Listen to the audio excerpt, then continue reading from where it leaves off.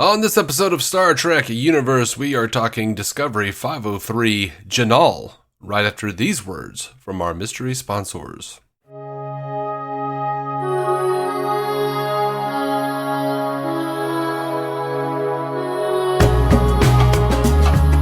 Welcome to Star Trek Universe, the podcast where you get to listen in on two lifelong friends talk about Star Trek come hell or high water.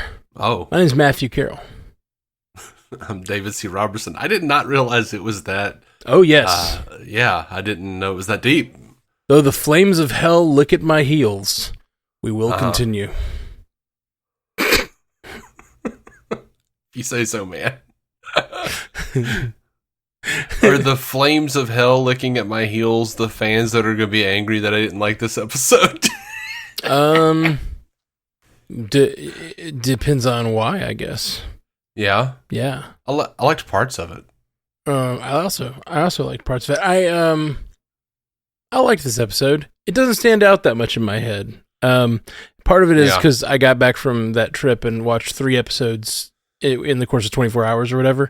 So I watched 2, we podcasted, then I watched 3, part 3, and they're all kind of blurring together for me. Like, this episode seemed fine. It was a part of the mystery. It felt like a piece of the whole that we're getting this season. But I do think that the individual stories in this episode were a little thin. Yeah. I enjoy the reference to Trill. Like, hey, it's a Trill. Yeah. But come on, give me a Dax or something. I don't need a Dax. I don't give a shit. I do. I would love for like them to be like working around the pools and like Dax be like one of the dignitaries or whatever. It'd be a lot of fun. Yeah. Well, okay. First of all, I don't know, because I watched this episode right after the great news that Star Trek Strange New Worlds has been renewed for a 4th season, but that the 5th season of Lower Decks will be the final season. So I'm really bummed out about Lower Decks being canceled. Yeah. And I feel like this episode had some somewhat specific Lantern song, and I don't know that they intended it to be, but it felt like it felt like Kalzara Bix the entire time was like, please let me rest, let me die. And I feel like that's just like Star Trek in some ways, just being like, okay, it's done, please just let me go. I don't think that was deliberate at all.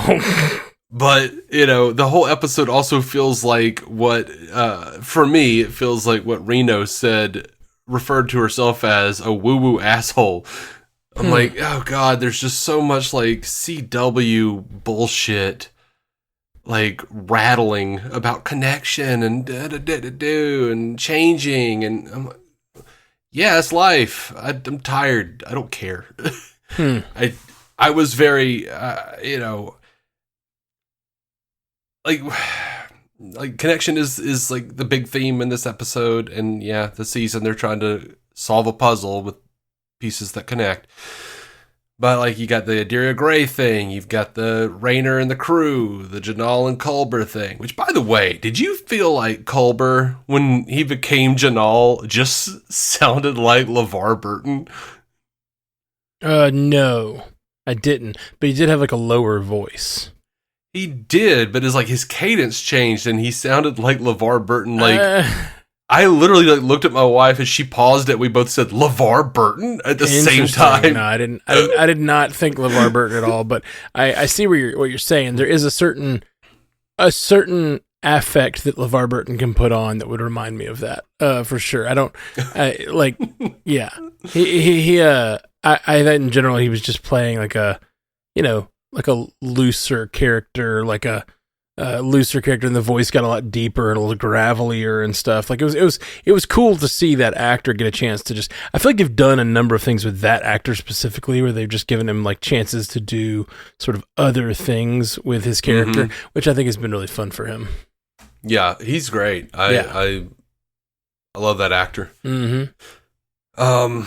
But yeah, the Tarina Saru connection. They've just been they really hammered it home, and they had 4 separate storylines going this episode, and I feel like it was very jumbled and very uneven, like they were trying to do too much. Yeah, like I said, I think as a piece of the overarching story, this episode works. As like, the next chapter in the story of the puzzle, but as a as a meal, I always talk about like how you want the episode to feel like a part of the whole season, but you want it to also feel like a meal itself. This one does not feel like a meal at all to me. I think there's just too many disparate things going on, like you said, and a lot of them don't really land for me. Like, for a show with as much, like, it doesn't have fear of giving me just like, here is the moral of the story. I feel like a couple of these were just decided not to do that, which isn't a bad thing, but I also, like, I don't need you to tell me the moral of the story, right?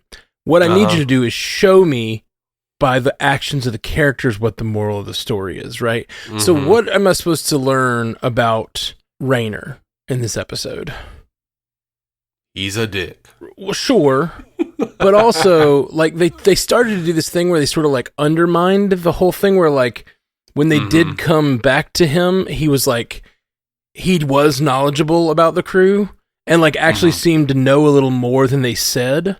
You know what I mean? Like, he's a good reader of people and understander of people. I think they were trying to show us that. So they're trying to show us that, but they're also not, like, trying to let Tilly lose the conversation, which is annoying. I kind of wish they let Tilly go, like, oh, well, you did actually learn a lot from those 5 minutes with the people. Maybe this form of the whole ship is friends. The crust, I think I combined crew and ship there. The whole I like it. The whole ship is friends, and they're all best friends, and they're all a family. Like Discovery has been, because they've been their only like source of people that had to travel thousands of years together or whatever. Like, not so much anymore. Not anymore. I agree, but they were, so they became so tight. Yeah. But that's not the only way a ship can work, and that's kind of not always the best way a ship works.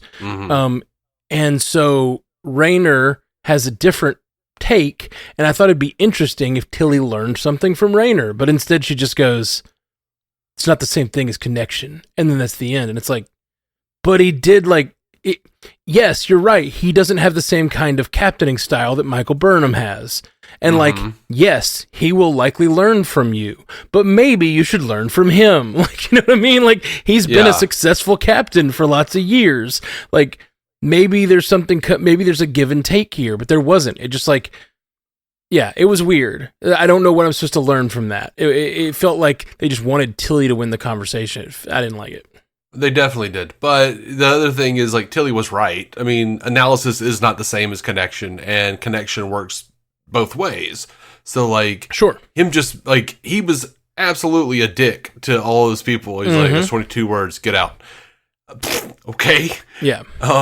So yeah, he just because he knows he's figuring stuff out about them doesn't mean that they care about him or like him or want to help him out in any way. So she was right. Like, I was almost like, I think I almost had like the opposite fear, because when he just starts rattling about all the people, all the things he knows, it almost felt like that was going to be like a button to see I care, and she won't have a comeback. But when she said that analysis isn't the same as connection, it goes both ways. I was just like, yes, both things are true. Like, he cares more than he looks like he cares. But also, she gave him something to think about, and I like that. Now, I didn't need him smiling like a goofball while she sat and drank and laughed awkwardly with her so-called friends. By the way, I thought it was hilarious that Michael brought him in to introduce him to the crew, and about half of them we haven't been introduced to, because they've added new people. Right. That's funny. I was like, oh, good. Are we finally getting introduced to the crew of Discovery after 5 years? And I was like, oh, we've got an introduction. Still don't know him. Yeah. Yep. So yeah, that storyline, I just felt like it was thin and not very well realized and not like clear on what they're trying to say. Like I guess I know. I don't know if this episode taught me anything more about Raynor or about Tilly. You know what I mean? Like I don't feel like I know more. Yeah, I have more questions. Like, why was Tilly put in charge of this? Like, Tilly is supposed to be way smarter and have like actual shit going on, right? And Culber would be the person, but he's off the ship. Yeah, I don't know. It's weird. Doesn't Culber have like a second in like medical or in psychology or whatever? I don't know. Then you have the side story of Adira and Gray, and it's like, I haven't seen them together in so long. I don't know that I would almost, I didn't care about this breakup at all. Right. And, at the risk of being rude, I still feel like those two actors haven't figured out how to act. It still feels like watching an 8th grade play. But, they went out of their way to say, we've talked through hollow bullshit and it's not the same. And I'm like, why isn't it the same? Because in 800 years ago, they could have sex with holograms and shit. They could do all this stuff and touch. And, you would think that 800 years in the future, you could show up in the room as a hologram, but still feel all the things. You could transfer sensory or something. But either way, sure, they haven't shown us them having any kind of connection. At this point, why don't you just break up off screen too? I don't need to see that. Yeah. I don't care. Yeah, especially as just such a big moment. And it almost felt like they just want to do something else with the character and they just needed to wrap this up. But I was just kind of like, do you need to wrap this up? But yeah, it was fine. I actually liked their breakup. The actual breakup was good. I liked that it was so evolved, for lack of a better term. Just kind of, I don't think we work anymore. Yeah, I think you're right. It came off a little emotionless maybe, but it's, but I like the idea of being able to just acknowledge that things have moved on and not have to make it dramatic and so I thought as an example of a way of a relationship can end, it was kind of nice. Yeah. I found it awkward and detached, which is what they've always been. So I kind of just went, why are we watching this? Come back and say yep, me and Gray, we broke it off. Time to get me some Strange. Just whatever. Do something interesting, for Christ's sake. Yeah. Do something interesting. I think maybe those characters specifically, and Adira specifically, there's sometimes because of the representation of certain characters, they're scared to do something bold with those characters. Yep. And maybe they will. I hope they will. Because I think sometimes there's this sort of, you ever heard the term bigotry of low expectations? No, actually, I have never heard that. Explain that to me. It's the idea that you're proud of someone who is of a different race or gender because they did something very normal, right? Oh, I'm so proud of you. You got a job. And it's I'm a person. I got a job. It's weird to be proud of a person. It's I don't know. Anyway, so that's the bigotry of low expectations. There's this other thing I think you get with these kinds of shows that are trying to trailblaze and include representation. I think sometimes there's a bigotry of perfection on these shows. And it almost, the relationship and that breakup. They're scared to show them in a negative light because they think it'll be precisely. It'll be interpreted as indicative of bigotry. Itself. I get it from one point of view, from a certain point of view, as I say, as I quote a different Star franchise. I get it because there's that whole thing where every time for the 90s, like every time a gay couple was on screen, one of them would die. Like it was like a thing. And it's like, I get you don't want to do that. You don't want to go too far with it, but that's the hard thing about making media in a world where you're not making all the media in the world. You're just making the media you're making, you know? And so like, it's not your responsibility to make sure that every gay couple doesn't end in tragedy. Like that's like that's the trope. It's also not necessarily not your job to like not kill or have a fight among your gay protagonists. You know what I mean? Like, right. It's a very weird, cause like as a culture, we need to move on from certain tropes, but as a show, you can't treat your, you can't be precious with everyone. Yeah, you can't be so precious with your representational characters that they don't feel human. Yeah, like to me, the point of being represented is to show that those people as people. Yeah, 100%. Like everyone has flaws. Everyone does fucked up shit. Yeah, and can't get back from it. 100%. And while I really watching it, I didn't think about that. I was thinking of them as just two characters, and I was thinking of them as like, oh, like I like how evolved this breakup is. Now thinking about it, I'm kind of like, but I kind of wish the characters were going off the rails a little bit, you know, like let them have the emotion that they're clearly like trying not to give them in this moment. Yeah. This breakup felt very Next Generation Roddenberry. That's what I was going to say, that exact thing. The thing that Roddenberry did on the Next Generation that made that show suffer in some ways. Mm-hmm. It was good in some ways because of course, it made them find inventive ways of doing things. Of course, sometimes. Of course. Like I love the Next Generation. It has its place, but the thing that we and that place is in the kitchen, barefoot and pregnant. I don't know. I don't even know what that's supposed to mean. It was just funny to me. Come on, Dave. We've moved on. TV shows have other roles now.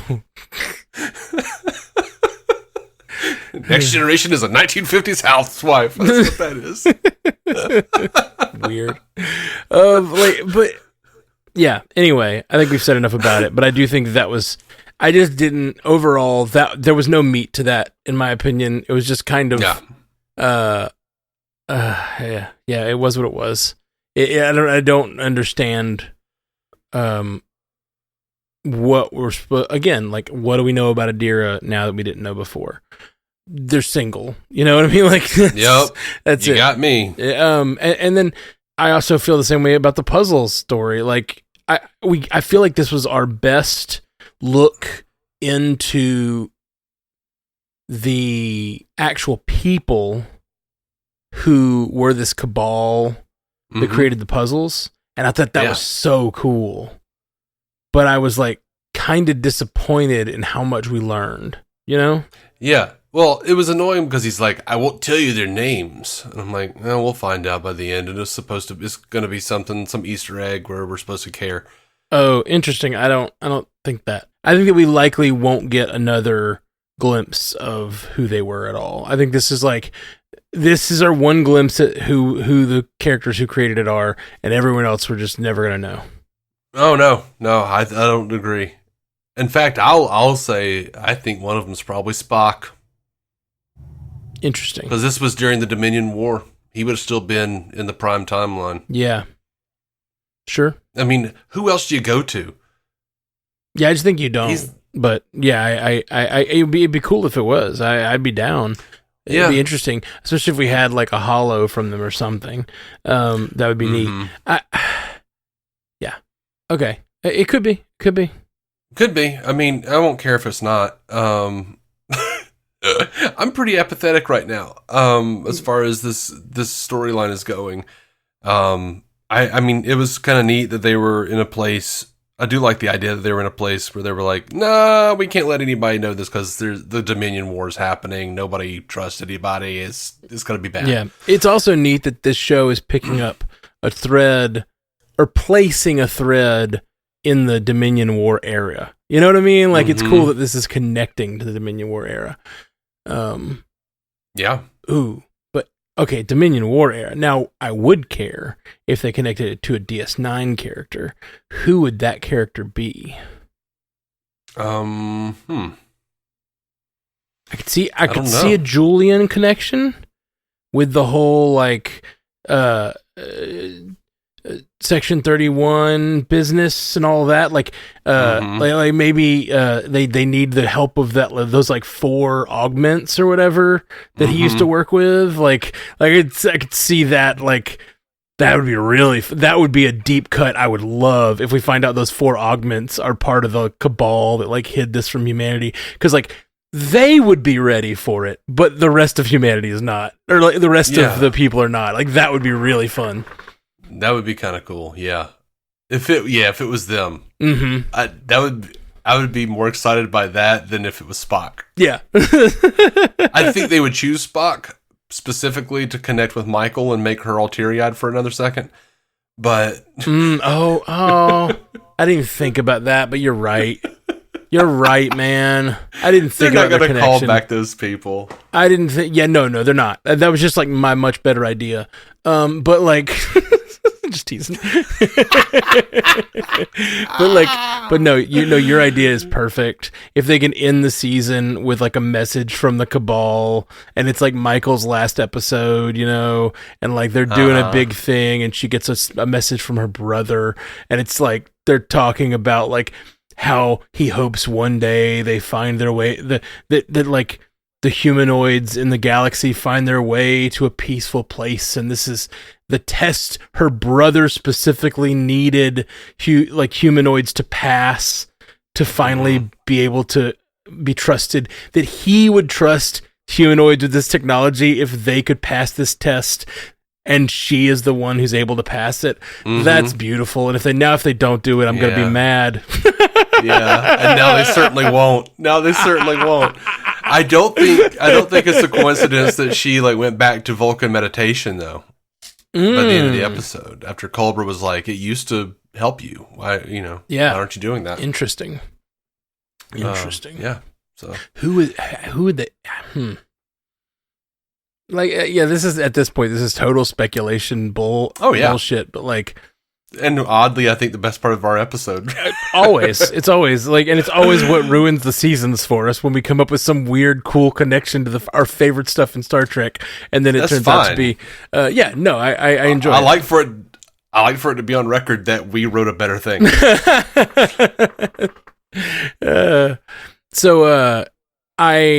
By the way, we don't need to do this with Strange New Worlds. Yeah, just saying. If they did that, who would play Spock? You think they'd do it like Harold Ramis style with like a collection of people and CGI, and like it'd be similar because it'd be that like ghostly thing, Yeah, I don't know. They might go Ethan Peck. They might go Leonard Nimoy. Yeah, I was thinking they could do Ethan Peck and age him up, but yeah, she's already seen old Leonard Nimoy Spock from Unification. Sure. So we know that he would have to look something like that. Yeah. I don't know. Like, I've seen some impressive AI stuff going on with voices. Yeah. Where they could, like, have a performer and then match that voice to Leonard Nimoy's voice. Yeah. I don't know. Yeah. That'd be a really, really cool way to end Discovery. For her character. It, like, would almost give a reason that she was his sister all this time.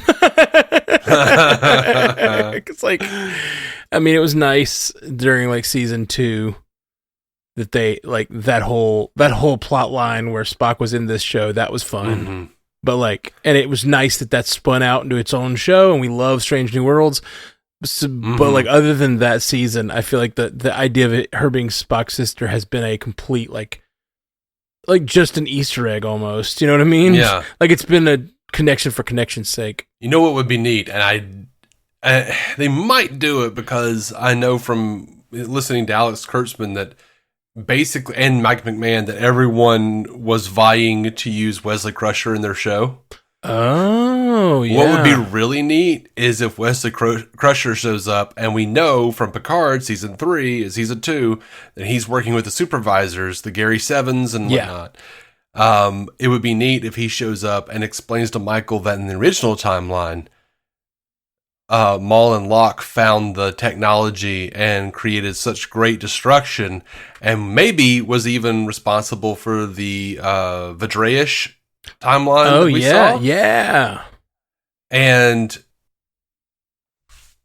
the idea being that Wesley Crusher and his associates specifically put Michael into Sarek's home and deviated the timeline. Oh, I like that.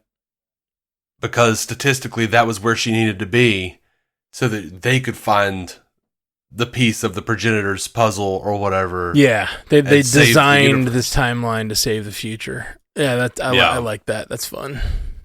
That's real fun. Yeah, so, all right. So it's going to be Spock was working with those 4 augments and Wesley Crusher. And why not, Dr. Zimmerman? Yeah. He's just over there creating progenitor EMHs. Yeah. That's actually how he created the EMH, was using the technology, which is why it became sentient. Yeah. Yeah, I like it. Doesn't make any sense, but I like it. They created a different kind of life, and it was the EMH. It makes no sense in just the way that fan wank does. Yeah. Oh, Lord. Okay. Returning back to the episode. Do we have to? I mean, we live in our own world now. And we're going to, now that we've done this to ourselves, we're going to be like coming back to it all season. I dig it. It'll make every episode better. I don't think that's until the last one where they don't do what we wanted at all. Yep. Okay. Well, I feel like there was one other storyline we hadn't touched on. No, I think we got it. I think we got all the main stuff. Oh, you know what? When Stamets comes in, he's like, "Oh, it might be able to reanimate the dead." Somebody's going to die. Oh, yeah, that's very possible.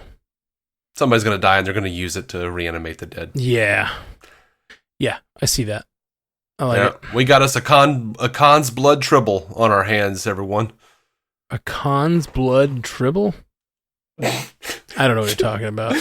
Star Trek Into Darkness, when Kirk dies the way Spock did in Wrath of Khan, and then McCoy realizes using Khan's blood, he could reanimate the tribble, and he can now reanimate Kirk with Khan's blood because he. Okay, it was stupid. Yeah. I forgot the tribble of it all. Yeah. Okay, cool. Well, anything else? Anything else with this episode? You want to do the news?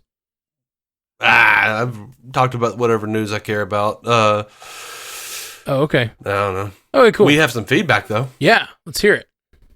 All right. We got Tim Castillo says, even though this is not my favorite episode, I am still looking forward to this season. And what has been set up, these don't seem to be galaxy-ending master plan type of villains. So I do think they'll end up getting ground by whatever gears are starting to turn. I think the gears that are starting to turn, Tim, is the Breen, because they've mentioned it now twice. Mm-hmm. Their fate will be in the hands of Burnham, which means one of the big things this season will be that she will need to decide between rescuing them or getting the progenitor technology. Yeah, I don't think Maul and Locke are the final villains of the season. Oh yeah. Though I did think the most interesting thing about this episode, aside from the Dominion War stuff, was that Maul put that tracker on Adira in the caves. Yeah, that was good. All right, and Stu Little here introducing the new power couple, Satrina. Who? He says, "Hello, Jinaal. Adira and Gray relationship subplot. That's certainly." What? He wrote multiple Z's. Oh, okay. The Adira and Gray relationship subplot is snoring. Gotcha. Yeah. Hugh's symbiont persona voice sounds like he's trying to do a Jeffrey Wright impression. Not what I got at all, Stu. Yeah. I can see it. It is a deeper voice. I will say that. I said a deeper voice, which is my favorite thing about that Jeffrey Wright. Uatu, on what if? That's terrible. That wasn't good. That was like Michael Dorn. That was a Michael Dorn. I always like when I'm watching a bunch of What If though. It's like my favorite accent to do. I love trying to do a Jeffrey Wright as a Uatu. I am not a merry watcher. So, okay, real quick. This is X-Men 97. You watched this week? Yeah. That Uatu, man. It's got me excited. I know. It's got me excited. I know. What's it mean? Remember it. Anyway. Sorry, X-Men 97 episode 5 was really good, you guys. Yeah. It was the polar opposite of this episode of Discovery. Yeah, I would agree with that. And that's wild, man. That's wild. I don't hate this episode. It just, this episode is not memorable to me. That episode of X-Men 97, I feel like is going to be like just on my memory forever. Like, it's so good. And we talked a lot about it off cast or a little bit, and like they did some big things in that episode, which I'm not going to spoil, but we're like discussing whether they're going to undo certain things they did. And it's the episode's so good, I don't mind if they keep the things done. Like, that would be a fine way for these characters and things to change. Like, it's really good. I need that shit to be a fixed point. That's all I'm saying. Back to Star Trek and Stu's feedback. Yeah, sorry, Stu. Quote, last time I did this, they gave me chips. Potato chips, or is Reno revealing she's in AA? It did feel like an intervention. Yeah, I think that was an AA thing. Is it an AA thing? Yeah, they give you chips, like a 6-month chip, 1-year chip. Last time I did this, they gave me chips. I forget what she was doing, because she was talking like about, I forget why she said that. Like, what was she doing before she said that? Oh, that's when she had to go in and give her 20 words to Raynor. Oh, yeah, that's definitely AA. Yeah, she's definitely, like, that fits her character perfectly, that she would be an AA. Yeah. It's funny because I was thinking potato chips, like a bowl of potato chips during an intervention, which is kind of the same concept. That's funny. Yeah, I definitely think they mean AA. That's fun. That's fun. That's a funny joke. But, you know. Yeah. Stu says, how are long-distance relationships even that troublesome in Star Trek, especially in this era? I reckon they have had enough time to develop the tech to connect 2 separate holodecks via subspace, like some high-speed internet, so people can have essentially in-person dates at long distances. If we can have a musical episode, then that's not too far-fetched. That's kind of what I was saying, Stu. I agree. I agree with that. And that takes care of the sexual side of things, or like the touch side of things. But I don't think that's the only thing that connects 2 people. You know, like, first of all, the tech wouldn't always work. It'd be like we have Skype today. It works sometimes. It doesn't work all the time. And also, you'd have to be in a certain room, or you'd have to be in a private or blah. Like, there's a whole thing to it where, like, like, not only that, but also you living your life together, and is not only about like you two getting a chance to be together, but it's also interacting with all of your friends together, and like being on the same ship and having the same world and interacting with the same people, and like having sort of like a shared like frame of reference. And I think that maybe they could have wonderful sex, but like they're not together. It's still the same thing as being together in the same location. Which makes me think that, like, because, like, they have holograms popping up all over the damn ship at this point on this show. So Gray could definitely just, like, get off work, take off the hood and the cloak, and go, like, stroll around Discovery in holodeck form. Sure. With Adira. And have the friends, and have the life, and go back to the quarters, and they go to sleep. And even though Gray is asleep in the catacomb, I will say this though, you know, we were in this episode. They had a hologram of the main robe guy, Z or whatever. And it was a little glitchy. It was glitchy. So you imagine, like, I just don't imagine that even in this far in the future, the tech of just being able to like go home to your family a million light years away and just like walk around, because they were at the planet and there was still glitches, still there was like a ripple happening on his head, like it's just not there. And I think like over much distance, that's probably not even worse fidelity, I feel like there are also like it seems like there are certain rules in place for these Trill monks, because like sure, Adira was like, "Can I give you a hug?" Right.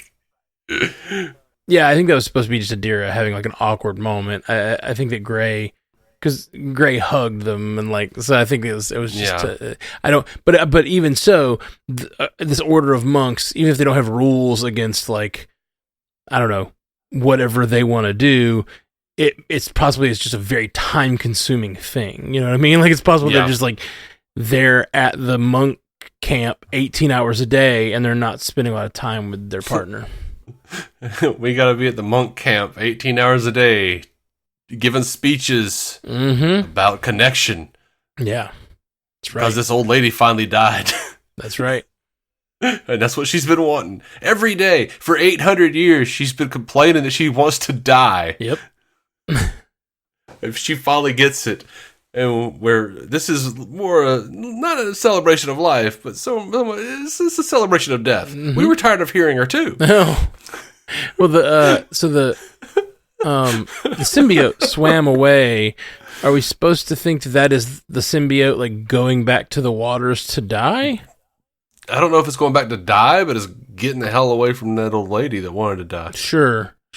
But they did say the symbiote wanted to rest, too. Yeah, that's what I'm saying. Like, the symbiote wanted to rest, and they said this was on the extreme edge of what a symbiote can live. Mm-hmm. So I'm assuming the symbiote is, like, going off to die. Thank Christ we finally got rid of that damn puzzle shit. We can die.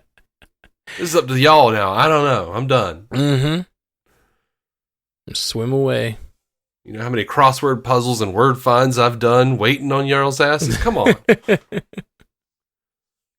4 lifetimes worth of word finds.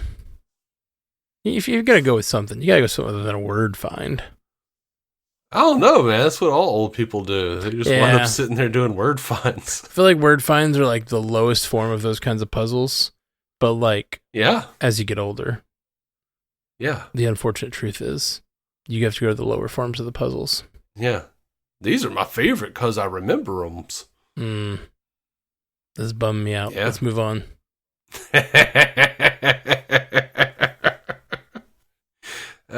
Stu says, quote, one could use it to design new life forms, accelerate evolution. I think you'll find we already have a foolproof method for the second one, Stamets. Go watch a little Voyager episode called Threshold, mate. I thought the same thing. Yeah. I was like, yeah, we just turned into big salamanders, don't we? Stu says, more phaser beam action with the wound cauterizing. I liked it. I liked it. I thought that made sense. But I think that it wasn't specifically a phaser. I think it was maybe adjusted to be the what was it, the dermal regenerator is the thing they normally use. Dermal regeneration, yes. Stu says, stop giving Rayner a hard time. Someone needs to pick up the torch of lovable asshole captains that Shaw dropped. Yeah, I'll give him a hard time. Stu says, stupid ass Guardians can't even spot a peroxide haired human intruder. I mean, yeah, that's a little weird. Stu says, slower episode with a few things I was a bit meh on, but it still moves the plot along. I will point out, though, this quote, it's important to connect theme would have fit just as well with the more obvious route the show could have taken of Discovery being the vanguard of reestablishing the Federation by visiting different worlds while hostile parties try to sabotage it. Also, will these sons of bitches wrap up the Calypso mystery before the end or not? I'm hoping, Stu. You heard my pitch for it. Yeah. It's a really, really good question, whether that's going to get wrapped up. Because at this point, if they end up the Vidraish, like if that ends up where they're going with this, it's a real bummer. Yeah. And I mean, it's not like it's still not on their mind. They brought Zora in like last season or whatever, like the full-on Zora from the show, from Calypso. So I feel like they're still thinking that's where this is going, you know? They've mentioned the Vidreish in reference to the Federation right when they got to that century. Mm-hmm. But it would be interesting if the discovery that's in Calypso was a discovery that never had Michael Burnham aboard from an alternate timeline. Yeah, maybe, but then how do you get to the future, and how do you get Zora and all that stuff? Just all of this stuff plays out the same without Michael, then that's kind of weird too. Like, I guess maybe it could get to the same place and then wouldn't accomplish this final mission, maybe? I don't know. Well, they've always, they've already mentioned in Star Trek that, like, certain events, like, whenever you alter time tries to push back and tries to heal itself. Yeah. So a version of those events might have happened just without Michael. Mm-hmm. Yeah, for sure. Or maybe with Michael, but she didn't have the right mindset because she wasn't raised by friggin' Vulcan. That's true. Good point. I don't know. Who told her to try Vulcan meditation again? Culber did, right? Culber. Yeah. Okay. Just trying to remember and trying to think of, like, if that is, like, a thing, like the Vulcan meditation / Vulcan raising is, like, part of her getting in the right mindset to accomplish whatever task she needed to do. It'd be interesting if, like, Culber was, like an inside man on whatever plan this is. Like, Culber is also, like, one of those Gary Sevens. Oh, that would be so cool. It would be cool. Especially since he was like, what was it? Emotional distress is my thing. Like, yeah. Oh. Yeah. That's fun. Ooh, yes. And then, like, you deal with, like, Stamets dealing with the fact that their relationship was all part of some big, like, cosmic plan or whatever, And it's like, he's dealing with his legacy missing. And then, like, Culber's like, you changed me. Like our relationship wasn't part of the plan. Like, you have made an impact on me, and I'm this insane, like, infinity being, and, like, you touched me. You know what I mean? Like, you've touched so many people, but you also touched me. Yeah, Stamets is definitely heading for a realization that his connection and his legacy, his impact on other people is going to be more important than his name, being... Yeah. Being spoken 800 years later or whatever. Yeah. Man, we're wrapping this stuff up pretty good. We're writing a good final season of Discovery. All right. Well, any others? Is that the last one? That's it. Thank you guys. That's all I got, Thank you guys for writing in, Timothy and Stu. Well, I am going to go to bed. Do that. And thank you guys for listening to the show. We love you very much. I do. Dave's okay on you. I was going to make that joke. I know. You son of a bitch. Stole it away. That's not fair. I love your mom. That's just you bastard. That'll work. Well, yeah. July and true. Live long and prosper. Thank you for listening to the Star Trek Universe Podcast, a Stranded Panda production. If you'd like to hear more from David C. Roberson, check out the DC On Screen podcast or maladjusted.tv for his web videos.